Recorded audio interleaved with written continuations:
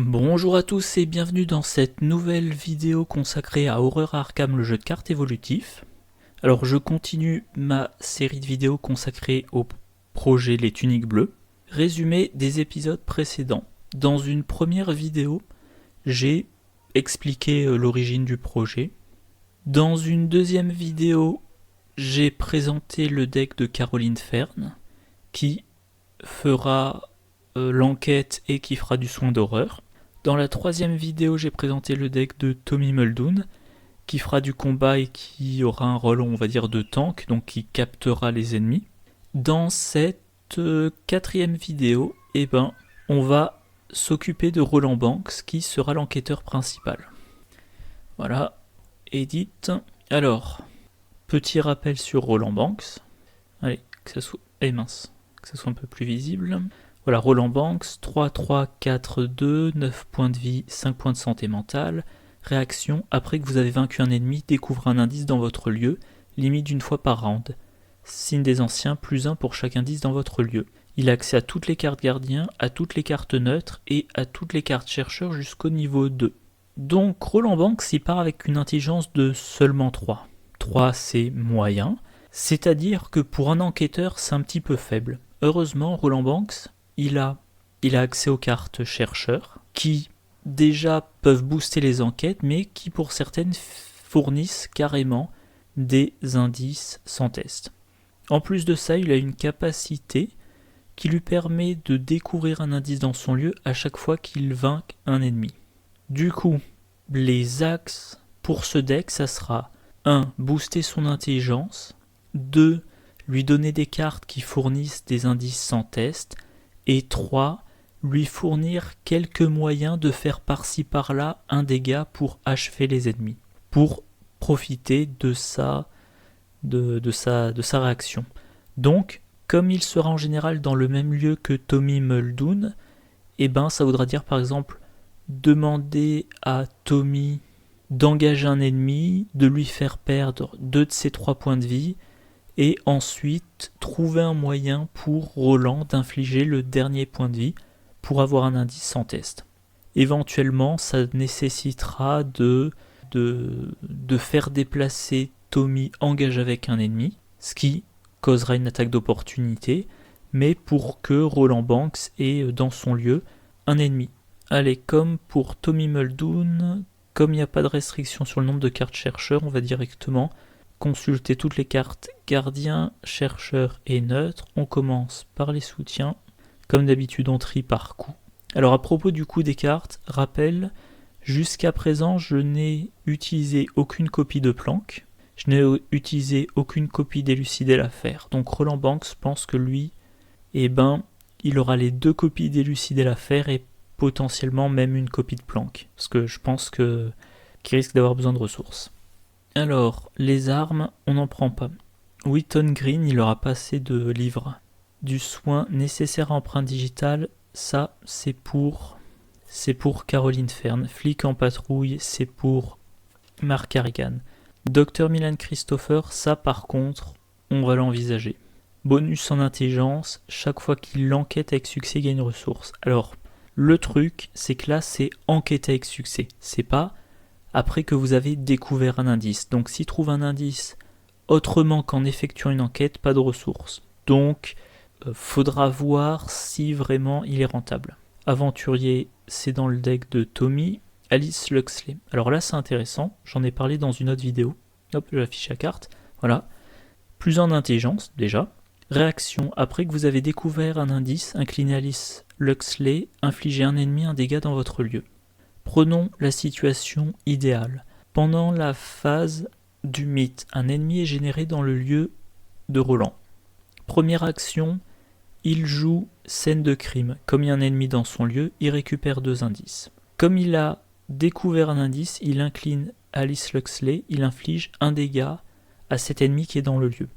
Et là, selon le nombre de points de vie de l'ennemi, vous aurez séquencé Tommy d'abord pour qu'il le blesse, sans l'achever. Du coup, le dégât d'Alice Luxley achève l'ennemi, ça déclenche la capacité de Roland Banks et il trouve un indice de plus. Éventuellement, s'il joue preuve, on verra si je l'intègre dans le deck. S'il joue preuve, ça lui donne un 4e indice. Et pour tout ça, il n'a fait aucun test. Et ça lui a coûté une action et 3 ressources. Donc voilà, une action, 3 ressources, il a 4 indices, c'est-à-dire qu'il peut... Alors déjà 4 indices dans le même lieu, c'est pas mal pour un quatuor, ça va être fréquemment tous les indices du lieu, ou une bonne partie des indices du lieu. Et ensuite, il va par exemple utiliser sa 2e action pour aller dans le lieu d'à côté, et sa 3e action soit pour piocher une carte à la recherche d'un autre moyen pour trouver des indices sans test, soit prendre une ressource pour payer une carte qui lui fait prendre des indices sans test. Donc c'est vraiment tentant dans ce deck. Du combat non, du tutorat non, une raison de lutter, Tommy en est une copie, c'est pas pour rien, totem macabre, non, sérum d'amplification des rêves, je pense qu'il piochera pas assez, machette il combat pas, Monsieur Roux il a d'autres alliés de choix, il combat pas de fuite, relique non, détermination exemplaire non, Dandesli de l'aide, en santé mentale non, enfin en volonté plutôt non, Col 32 non, chien de garde non, travail de terrain. Son truc ça va être d'aller dans les lieux avec des indices. S'il a plus 2 à la valeur de compétence pour le prochain test qu'il fait dans la phase, ça veut dire que on va pouvoir, comme première ou deuxième action, l'envoyer dans un lieu, ou éventuellement en utilisant un raccourci. On l'envoie dans un lieu, il y a un indice, il déclenche travail de terrain, il fait une enquête, il est maintenant à intelligence 5 contre la difficulté du lieu, et ça lui fait un test facile à réussir, et ça lui permet d'économiser une carte qui donne un indice sans test. Sac à dos, je pense pas qu'il aura beaucoup d'objets, donc non. A priori, comme objet, il aura 2 lampes torches, il aura, que je dise pas de bêtises, 2 lampes torches, il aura également 2 appareils photo à souffler et peut-être un lexique occulte. Donc, ouais, quand même, on va en mettre un, on verra. Ouvrage médicaux, non. Charles Ross, non. Miroir sacré, non. Lexique occulte, on va voir. Le lexique occulte, donc, on le prend pour avoir 3 copies du rituel de sang. Le rituel de sang, c'est de la pioche. Et si on défausse les cartes piochées, on peut soit gagner des ressources, soit infliger des dégâts en dépensant des ressources. Ou évidemment une combinaison des deux. Donc encore une fois, il y a un ennemi dans le lieu. Oui voilà, au début de la phase d'investigation, il y a un ennemi dans le lieu. Première action, scène de crime. Comme il a découvert un indice, il incline Alice Luxley, ça fait un dégât. Il joue rituel de sang. S'il a assez de ressources, ça fait 2 dégâts. Donc on va voir si ça tient. Lampe torche, on va voir. Parce qu'encore une fois, moi je vais le jouer avec double appareil photo à souffler. L'idée c'est que l'appareil photo à souffler le joue le plus tôt possible dans le scénario, pour pouvoir le charger en preuve, c'est ça. Et une fois qu'il a au moins une preuve sur l'appareil photo à souffler, il ne veut pas le défausser, du coup il ne veut pas mettre d'autres soutiens qui occupent un emplacement de main. Journal des rêves, il ne pourrait pas l'identifier. Hyperconscience, je pense pas qu'il aura des ressources à dépenser pour booster son intelligence. Étudiante en art, alors ça c'est très important, ça coûte 2, 1 point de vie, 2 points de santé mentale. Les 2 points de santé mentale, c'est pas négligeable sur lui. Et après l'entrée en jeu de l'étudiante en art, découvre un indice dans votre lieu. Donc au lieu de faire un test et de prendre le risque de le rater, puis faire un test et avoir nouveau un risque de le rater, on joue l'étudiante en art pour 2. Deuxième action, on prend un indice pour compenser la dépense liée à l'étudiante en art. Donc ça évidemment 2. Entraînement physique, pour le boost de volonté, je compte quand même sur Tommy Muldoon pour aider, et éventuellement s'il se prend des horreurs, il ira dans le lieu de Caroline Fern ou vice versa. Documentaliste non, couteau de survie non, bandoulière non parce que c'est un soutien arme. Assistante de laboratoire, je n'ai pas besoin de piocher plus que ça. Alors là, une carte de plus en main, on s'en fout. Un emplacement de main supplémentaire qui peut être utilisé uniquement pour un livre. Il a une copie du lexique occulte, ça vaut pas le coup. Appareil photo à souffler, j'ai dit, il en faut 2. Tenue élégante, on va essayer d'en mettre une pour le 2e scénario de la campagne. Loupe, ça sert à rien. Comme soutien qui prennent des emplacements de main, il y a déjà son pistolet, 2 appareils photo à souffler, 2 lampes torches, un lexique occulte. Donc il n'y a plus la place pour les loupes. En tout cas, je pense.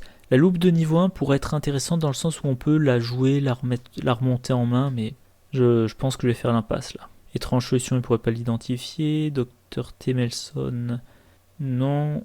Alors j'aime beaucoup l'idée avec Roland Banks de lui faire dépenser des indices ou reposer des indices sur son lieu pour combattre des ennemis plutôt que subir des traîtrises ou pour mieux combattre les ennemis, et ensuite utiliser sa capacité pour les récupérer. Mais là, sa capacité, c'est pas dit qu'il l'utilisera souvent, donc ces indices, une fois qu'il les a trouvés, il les garde. Là, il aura pas cette carte en main, glyphe archaïque qui pourra pas traduire, ça sert à rien, ça sert à rien. Donc je pense qu'on a nos soutiens. Événement. Explosion de dynamite. Alors je sais plus combien j'en ai mis pour le moment. Pour le moment j'en ai une dans le deck de Tommy, mais là, non, il prend pas. Établir des connexions, c'est dans le deck de Caroline Fern. J'ai un plan. Il faudrait qu'il se booste beaucoup sa volonté, je le garde pas. Tir de sommation, il a pas de munitions à dépenser. Suivre son intuition. Là, c'est ce que je disais plus tôt. Découvre un indice dans votre lieu, c'est rapide, ça coûte 2. Donc évidemment, je prends. Il est dans un lieu même à valeur occulte 5, 6 ou 7. Et ben il lui suffit de payer 2 ressources pour avoir un indice. Soin d'urgence, non. Scène de crime, j'en ai longuement parlé. Découvre un indice dans votre lieu, 2 indices à la place, il y a un ennemi dans ce lieu, cette action ne provoque pas d'attaque d'opportunité. Bien sûr, j'en prends 2 copies. Du tutorat, non. Annuler les dégâts et horreurs tout juste infligés, non. Raisonnement logique, je vais peut-être lui en mettre un. Alors, c'est 2 icônes de volonté, donc éventuellement il pourra jouer ça pour passer un test de volonté sur une traîtrise, mais aussi, si il possède au moins un indice, il devra en posséder. Choisissez un investigateur dans votre lieu, soit cet investigateur soigne 2 horreurs, soit il défausse une carte terreur de sa zone de menace. Donc, un petit peu de soin d'horreur. Alors je vérifie quand même. Ah tiens, j'en ai pas mis à Caroline Fern. Bon. En tout cas, il a la possibilité d'en prendre une. Alors, interroger... à moins qu'il ait la tenue élégante en jeu, le test sera trop dur pour son effet. De la fiction à la réalité, il n'aura pas de secret à remettre. Croquis absurde, pas besoin de piocher particulièrement des cartes. Second souffle, non. Se préparer au pire, il y a besoin d'armes. Sauvetage héroïque, non. Révéler les anciens. Alors ça, c'est une carte qui peut donner des combos amusantes. J'ai dû en parler dans 1 ou 2 vidéos. Mais là, je pense pas que ça lui servira. Provocation, non. C'est pour Tommy. Preuve, bah oui. À jouer après que vous avez vaincu un ennemi, découvre un indice dans votre lieu. Alors je rappelle, Roland Banks, il a comme carte signature le 38 spécial de Roland. Ça en coûte 3, s'occupe un emplacement de main, ça a 4 munitions, action, dépenser une munition, combattre, vous gagnez plus en force pour cette attaque, s'il y a au moins un indice dans votre lieu, vous gagnez plus 3 en force à la place. Cette attaque inflige plus 1 dégât. Donc éventuellement, si vous avez joué le 38 spécial, eh ben, il y a un ennemi dans votre lieu, vous allez, vous économisez vos munitions, mais s'il y a un indice dans le lieu, qu'il y a un ennemi, que cet ennemi n'a plus que 2 points de vie, vous tirez, 3 de force de base, plus 3 parce qu'il y a un indice dans le lieu, ça fait une attaque à 6. Si vous réussissez, vous déclenchez la capacité de Roland. Et si vous avez en main, vous jouez que je le retrouve, vous jouez preuve, vous avez un 2e indice.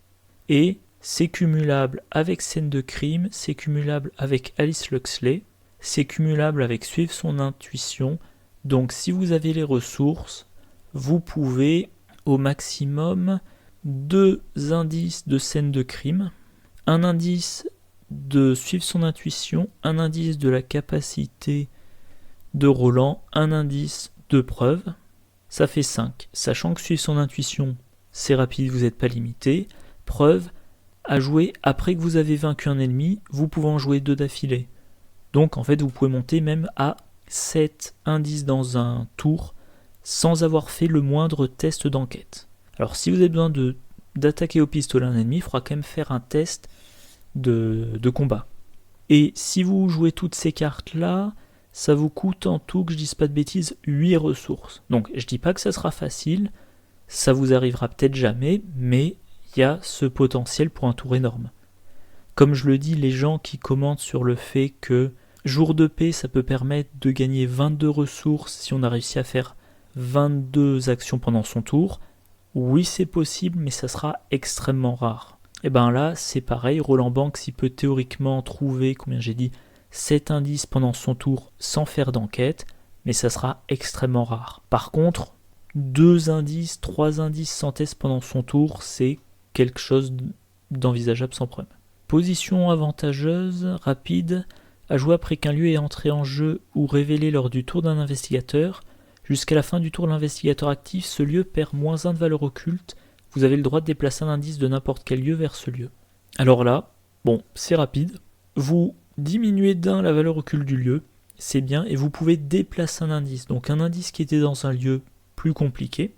Lieu plus compliqué, c'est potentiellement une valeur de victoire. Et vous le mettez là. Vous mettez un indice de plus dans un lieu dans lequel l'enquête est facile. Si ce lieu avait une valeur occulte de 1, maintenant sa valeur occulte est de 0. Ça veut dire que une enquête est réussie automatiquement à moins de piocher l'échec automatique. Donc c'est tentant. Je pense qu'on n'a pas assez de place, mais je vais quand même essayer de... Enfin, je la considère, cette carte en tout cas. Planche anatomique, non. Le pouvoir de l'esprit, non. La perfection vient de l'entraînement, c'est pour Mark Harrigan. Indigestion de plomb, non. Esquive, non. Chasse, non. Digne de confiance, non. Demander un service. Alors ça, c'est très intéressant, très tentant pour l'étudiante en art. L'étudiante en art, on la joue pour 2. Ça permet d'avoir un indice, comme si on avait joué suivre son intuition. Pareil, 2, un indice, sauf que suivre son intuition est rapide. L'étudiante en art, une fois qu'elle est en jeu, elle n'a plus vraiment d'effet. Elle peut servir à encaisser à la place de Roland 1 dégât et 2 horreurs. Mais vous pouvez aussi jouer demander un service. Hop, je monte la carte. Choisissez un allié que vous contrôlez, renvoyez-le dans votre main. Ensuite, cherchez un soutien allié parmi les 9 cartes du dessus de votre deck et jouez-le en réduisant de X son coût. X, c'est le coût du soutien allié que vous avez renvoyé dans votre main. Mélangez votre deck. Le docteur Milan Christopher et Alice Luxley coûtent tous les deux 4 ressources. L'étudiante en art 2. Demander un service, ça coûte 1. Donc une fois que vous avez joué l'étudiante en art et que vous lui avez mis une horreur dessus, pour 1, vous la remontez dans votre main et vous allez chercher parmi les 9 premières cartes un de vos autres alliés. Si vous trouvez une étudiante en art, vous la mettez en jeu gratuitement, vous avez un indice. Si c'est Alice Luxley ou le docteur Milan Christopher, +1 en intelligence, et soit des ressources quand vous trouvez un indice, soit des dégâts directs quand vous trouvez un indice. Donc intéressant. Peut-être que j'en mettrai qu'un. Bon, on est toujours... Alors, je sais pas si c'est dans le cadre. Non, c'est légèrement hors cadre. Voilà, en tout cas, il nous reste encore 6 cartes. Alors, chercher des réponses... Enquêter à distance, c'est intéressant, mais là, j'ai plus trop de place. Raccourci, j'en prends 2. Je vérifie, c'est pas dans le deck de Caroline Fern. Raccourci, ça permet de déplacer un investigateur qui est dans le lieu vers un lieu connexe. C'est rapide, ça prend pas d'action. Donc imaginons que Tommy Muldoon n'est pas dans le lieu de Roland Banks, mais dans un lieu à côté. Que dans ce lieu à côté, il y ait un indice. Roland Banks, il peut jouer raccourci pour s'envoyer dans le lieu à côté. Il a toujours pas joué d'action, première action, scène de crime. Et plus tard, raccourci, ça sera a priori remplacé par éclaireur. Planque, je vais en mettre une. Le savoir c'est le pouvoir, non. Épouvantable révélation, non.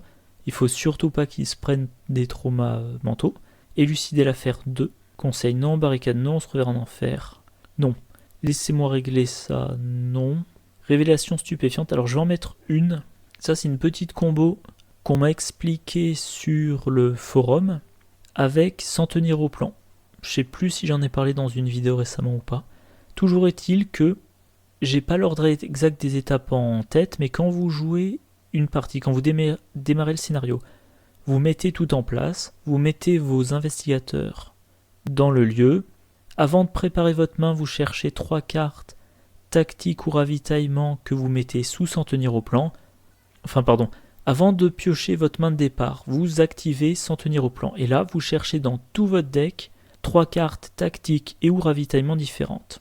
Comme vous cherchez dans tout votre deck, vous avez forcément révélation stupéfiante parmi les cartes consultées. Du coup, immédiatement, vous la défaussez et vous gagnez 2 ressources.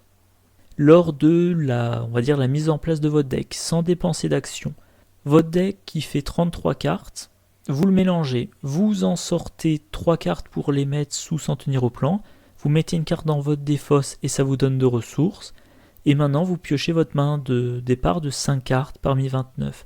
Vous avez quand même augmenté vos chances de tirer une carte intéressante. et vous commencez votre premier round avec cette ressource. Donc très intéressant, j'ai jamais joué cette combo, j'y avais jamais pensé moi-même avant qu'on me la signale, mais là je vais voir si j'ai de la place. On a 30 cartes tout pile, il n'y a pas encore de compétences. Sauf qu'il peut non. Réelle compréhension, c'est tentant. On a un test à faire sur une carte scénario, peu importe quoi. On peut trouver un indice sans test. Présence motivante, ça pourrait permettre de redresser Alice Luxley, mais non, je vais pas le prendre. Je le garde pour les flics en patrouille de niveau 2 de Mark Harrigan. Prendre l'initiative, c'est pas encore pris. Allez, on va voir si ça rentre. Perception, ça serait bien de le prendre. Non, je vais faire rapidement. Esprit curieux, je le prendrais typiquement si j'étais dans le genre de deck Roland Banks qui remet des indices sur les lieux pour avoir des bonus. Mais là, je vais faire l'impasse. Détermination, bof, non. Déduction, il n'y en a pas dans le deck de Caroline Fair, donc je prends. Curiosité, je m'attends pas à avoir plein de cartes en main. Cran, ça serait pas du refus. Et je vais passer sur tout le reste. Recherche désespérée, si se prend 2 horreurs, ça serait quand même un bon bonus. Mais je vais pas le prendre. Et là, on a 40 cartes. 40 cartes, dont 10 compétences. Rapidement, on va regarder les graphiques. Plein d'icônes d'intelligence, c'est bien. Icône de volonté, icône libre, ok. 6 soutiens qui occupent un emplacement de main. 6 alliés, ça va. 2 emplacements de corps. Coût moyen des cartes, alors 4x4, 16, 19, 19 et 26 fait 45, 52 divisé par 30. Ça fait à peu près 1,7. Comme génération de ressources, on a Milan Christopher, on a élucider l'affaire, on a planque et on a révélation stupéfiante. Donc ça devrait pas être un problème. Allez, on va voir ce qu'on peut retirer. Alice Luxley, je la garde, je pense que c'est indispensable. Appareil photo à souffler, oui. Milan Christopher, oui. Étudiante en art, oui. Lampe torche, oui. Lexique occulte, oui.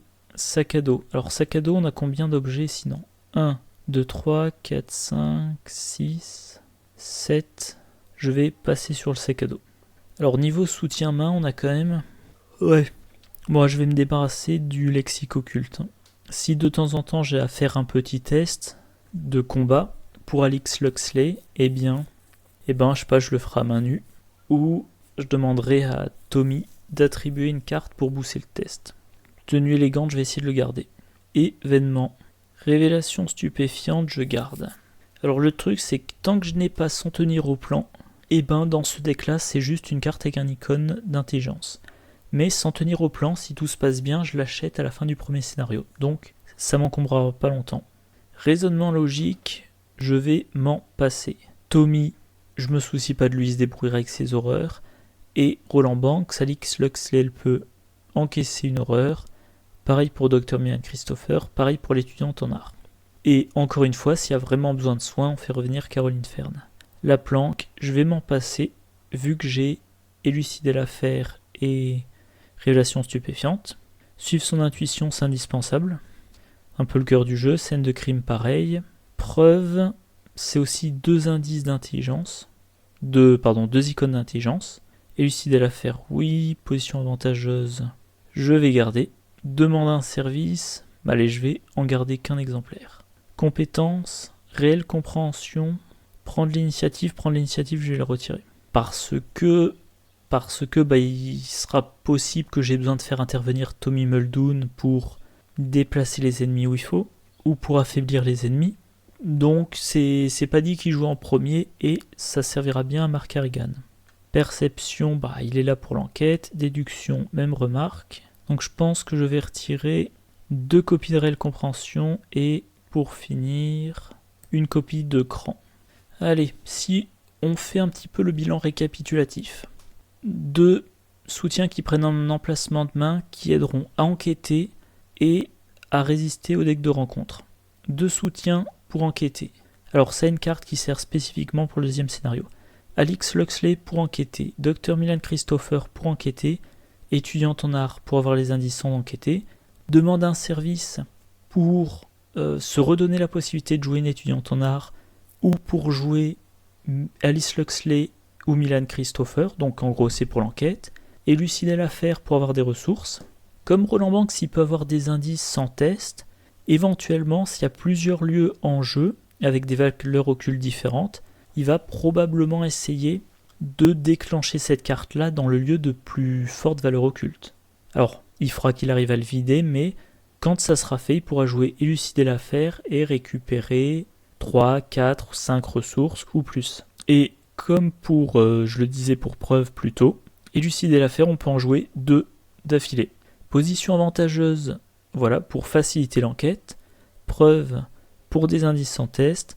Raccourci pour se positionner en prévision de la récupération d'indices. Révélation stupéfiante, gain de ressources à partir du niveau 2, du scénario 2, pardon. Scène de crime, indice sans test. Suivre son intuition, indice sans test. Cran, en attendant qu'il ait 2 preuves, non, une preuve même, en attendant qu'il ait sa première preuve sur chacun de ses appareils photo en jeu, ça le boostera un peu. Déduction pour avoir 2 indices d'un coup, et il pourra combiner ça avec la lampe torche, ou avec la réduction de valeur occulte de la position avantageuse, et perception pour aider à trouver les indices et piocher une carte en remplacement. Donc il me semble que c'est un deck vraiment centré sur ce qu'il faut faire, aucune carte pour combattre, à part son pistolet signature. Alors j'ai été obligé de retirer le lexique occulte, mais pour que le lexique occulte se justifie, il faudrait qu'il pioche quand même beaucoup, ce qui n'est pas forcément sa spécialité. Il aurait fallu qu'il ait de quoi se donner un autre emplacement de main. Alors ça existe, c'est, je crois, Arcane Enlightenment, que je le retrouve. Arcane Enlightenment, voilà. Un emplacement de main supplémentaire pour un livre. Sauf qu'il faut avoir la carte, il faut la jouer, il faut avoir le lexique occulte, il faut le jouer, ensuite il faut piocher les rituels de sang. Donc là, je m'en passe. Donc regardons maintenant les graphiques. Allez, le coût moyen de carte, donc 16, 17, 20... Pardon, je reprends. 16, 19, 39, 45 pour 25 cartes. 1,8 ressources par carte en moyenne, sachant que élucider l'affaire, on en attend 3 ressources de chaque exemplaire. Révélation stupéfiante à partir du deuxième scénario, c'est 2 ressources. Et on aura Milan Christopher. Allez, on passe au test de main de départ. Si je suis pas dans le scénario 2, je ne garde pas tenue élégante. Là, c'est bien, mais c'est un peu cher. En l'état, je vais pas garder suivre son intuition. J'aimerais avoir des appareils photo à souffler ou des lampes torches. Je vais garder Milan Christopher. Je vais pas garder scène de crime. Il n'y a pas d'ennemi pour le moment. Et je vais garder... Comment ça s'appelle déjà ? Position avantageuse. Donc j'ai 3 cartes à repiocher. Demande un service. Déduction, faiblesse de base au hasard, enfin aléatoire, je la remplace par lampe torche. Voilà. Donc là, premier round, je joue Milan Christopher, je prends une ressource, je joue la lampe torche, et mettons que mon lieu de départ a une valeur occulte de 2. Avec la lampe torche, je fais passer à 0. J'attribue déduction. À moins de tomber sur l'échec automatique, j'ai 2 indices. Éventuellement aussi, je peux, si je suis dans un lieu qui a une valeur occulte de 1, je joue la position avantageuse, la valeur occulte... Ah non, ça marche pas. Position avantageuse, faut révéler le lieu. Mais bon, j'enquête dans mon lieu. Si je me déplace dans un lieu qui a une valeur occulte de 1, je peux jouer position avantageuse, je trouve les indices sans problème. D'autant plus que j'ai des déductions pour en prendre 2 d'un coup. Milan Christopher me fournira quelques ressources. Et je réfléchis, je n'ai pas grand chose de plus à dire sur cette main-là. Une autre, 2 lampes torches... Alice Luxley, étudiante en art, scène de crime. Wow. Oula, c'est tellement de bonnes cartes qu'on sait pas trop quoi choisir. Le problème c'est que ça va être très cher. Alors je pense que la lampe torche, je vais en garder qu'une. L'étudiante en art, je vais peut-être pas la garder pour le moment. Scène de crime, je vais quand même garder. Et donc je repioche preuve et encore preuve. Donc c'est super mal mélangé. Bon, Alice Luxley, elle fait passer à 4 d'intelligence. Lampe torche, ça permet à 3 reprises de baisser de 2 la valeur occulte.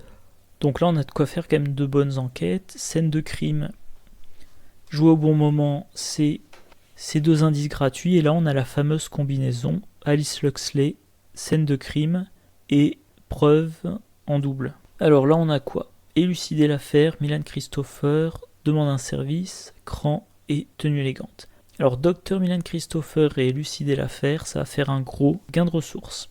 Demande un service, je le garde pas parce que Milan Christopher, vu ce qui me générera comme ressources si tout se passe bien, je veux le garder en jeu le plus longtemps possible pour le rentabiliser. Et je remplace tenue élégante. Alice Luxley et preuve. Alors, si c'est tard dans la campagne quand on a charisme, Milan Christopher plus Alice Luxley, ça fait passer l'intelligence de Roland à 5, ce qui est quand même non négligeable. Je baille. Et un dernier test, déduction, Alice Luxley, scène de crime, tenue élégante, je remplace. Je vais garder Milan Christopher pour stocker des ressources pour plus tard, mais je vais remplacer Alice Luxley. Faiblesse de base, je remplace. Élucider l'affaire et lampe torche. Ok. Voilà. Alors, comme j'ai jamais joué à 4, j'ai du mal à voir si la découverte d'indices automatiques, ça sera suffisant pour Roland Banks. Parce que là, si on regarde, on a l'étudiante en art pour 2 indices, demander un service pour rejouer l'étudiante en art pour un 3e indice, preuve pour 2 indices, scène de crime si on le joue au bon moment pour 2 indices chacune, donc on en est à 2, 3, 4, 5 et 4, ça fait 9. Suivre son intuition 2 de plus, ça fait 11. Je regarde le scénario qui est posé sur la table à côté de moi. Donc à côté de moi, j'ai le renouveau du spectre de la vérité, et quand je regarde, il y a l'air d'avoir 11 indices par investigateur en tout. Donc Roland Banks, si il utilise au maximum toutes ces cartes qui lui donnent des indices automatiques, ce qui, n'oublions pas, veut dire qu'il piocherait à peu près tout son deck, lui permettrait de trouver un quart des indices présents sur la table. Partie à 4 joueurs, l'enquêteur secondaire qui trouve un quart sans faire de test, ça serait génial. Bon, il n'aura pas toutes ces cartes-là, il ne pourra pas les jouer au moment idéal, mais bon, moi ça me donne, ça me donne de l'espoir. En plus de ça, on rajoute sa capacité, on rajoute la lampe torche qui, espérons-le, lui fait réussir 6 enquêtes, on rajoute position avantageuse qui lui facilite idéalement 3 tours pleins d'enquêtes. A noter que raccourci étant rapide, et comme plus tard ça sera remplacé probablement par éclaireur qui demande de faire une action rapide, on peut se déplacer sans faire d'action dans un lieu, puis ensuite jouer position avantageuse. Voilà, position avantageuse sur le... Voilà, on se déplace vers un lieu, on le révèle, du coup on joue position avantageuse. C'est une action rapide, on a encore 3 actions. Et on a 3 actions d'enquête dans un lieu à valeur occulte -1.